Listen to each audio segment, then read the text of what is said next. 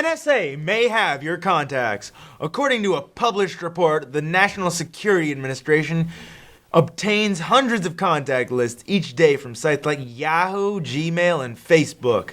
The NSA obtained about 500,000 contact lists from chat services as well. This information was obtained by the Washington Post through documents leaked by Edward Snowden, who is now hiding in Russia. During a typical day last year, the NSA's Special Source Operations Branch collected more than 4,400,000 email address books every day. That would correspond to a rate of more than 250 million email address books each year. The NSA representative said that these were valid targets and not normal Americans.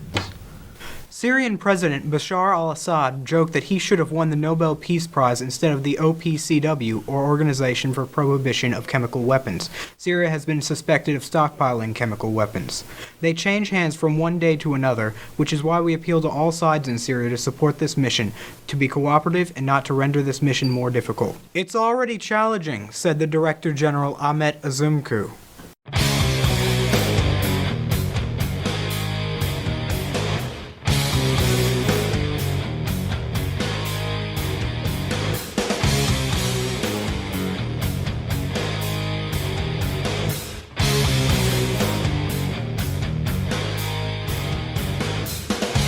Hello and welcome to Guerilla Wolves Movie News. I'm Parker Lehman. A few weeks ago we had two major movies come out. Runner Runner and Sandra Bullock in Space. Obviously the one I'm going to be reviewing on this fine Monday morning is Sandra Bullock in... Obviously the one I'm going to be reviewing on this fine Monday morning is Gravity. Gravity is a science fiction thriller directed by Alfonso Cuarón, who you may remember from Harry Potter and the Holy Crap Ton of Dementors. The film stars Sandra Bullock, George Clooney, aka Not Batman, and Ed Harris, who has about 3 lines. The majority of the film, however, revolves around Sandra Bullock as she tries to survive from the evil Russian space debris. This film is definitely an edge-of-your-seat thriller as it features non-stop blood-pumping action, all in the vacuum of space. While it did, for the most part, what it set out to accomplish, I feel like it didn't reach its full potential. You see, Sandra Bullock is the kind of actress that works best when bouncing off of others, such as in The Heat, The Blind Side, and Crash. And this movie puts her in a 2x-2 chamber all by herself for most of it. It probably would have helped if she had some character behind her, but all we hear about her is that she had some kid that died. Tragic backstory does not make character, Mr. Cuarón. Other than these small problems, this film is truly exceptional. The breathtaking visuals and camera work really suck you into the atmosphere, or should I say, the exosphere. In short, Gravity is a solid 9 out of 10. Definitely see it if you can. I'm still Parker Lehman. The Saints are enjoying coming off their bye week, and they will host the Buffalo Bills in the Superdome for the first time in 16 years. So, Mr. Bobak, I'd get a ticket if I were you. Also, the Saints are 5-1, and since the Jets beat the Falcons, the Saints have the division about as locked up as the state as rapper Lil Boosie detained in prison. Matt Schaub threw pick sixes in 4 consecutive games, almost 5, and he was injured last Sunday, and he was booed off the field. Ironically, the Texans' backup quarterback threw a pick 6 as the Texans were getting their butts handed to them by the St. Louis Rams of all teams. In college football news, LSU has agreed to open the season against Wisconsin in both 2014 and 2016. Game in 2014 will be in Houston's Reliant Stadium, and in 2016 the game will be held in the frozen tundra of Lambeau Field. Today's Monday night football game is gonna stink. How many wins combined do you think the Giants and Vikings have? 1. Well, the Vikings have Adrian Peterson, but if the Giants don't win this game, they might not win a game. I mean, them and the Jaguars could go 0-16, they stink so bad. And we've only had one 0-6 team in the history of professional football, so I'm going to pick the Giants to upset the Vikings. All right, so they got me doing real sports this week. So my fantasy column is going to move to the paperwolf.com. So if you're still interested in that, you can look up online. My advice will still be on there. But moving on to real sports, it's the preseason in the NBA, and the Pelicans have gotten off to a surprisingly strong start. They're 4-0 starting off. They're going to play. They recently played the Oklahoma City Thunder, so it'll be interesting to see what the turnout to that game was. But as of this recording, they're 4-0, and they're looking surprisingly strong. Two guards on their bench, Anthony Morrow and Brian Roberts, have looked particularly strong this year, and they look to be better than your average rotational guard in the NBA, so the bench looks good for this year. Biggest problem about this preseason has been the injuries. This is a new team, and I'm not just talking about the name, the uniforms.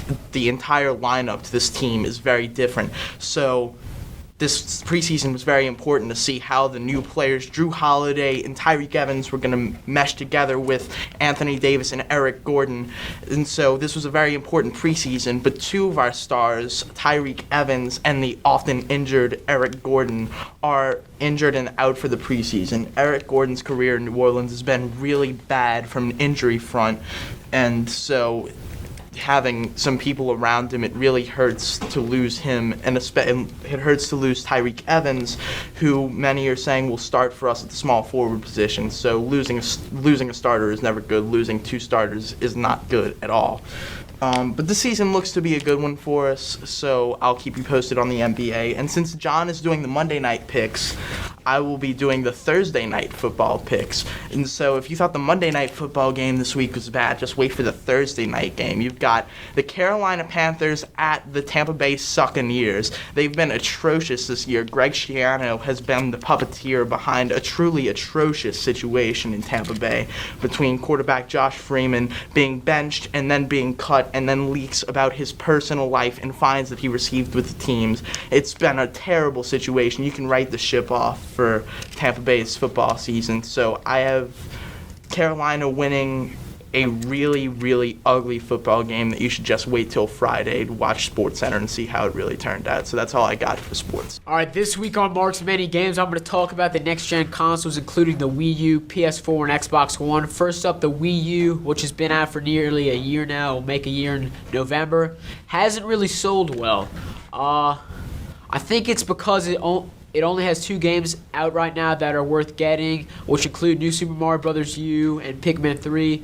But you can expect to see it start selling this holiday season because it's coming out with Mario Kart, Smash Brothers, and Donkey Kong will be coming out soon.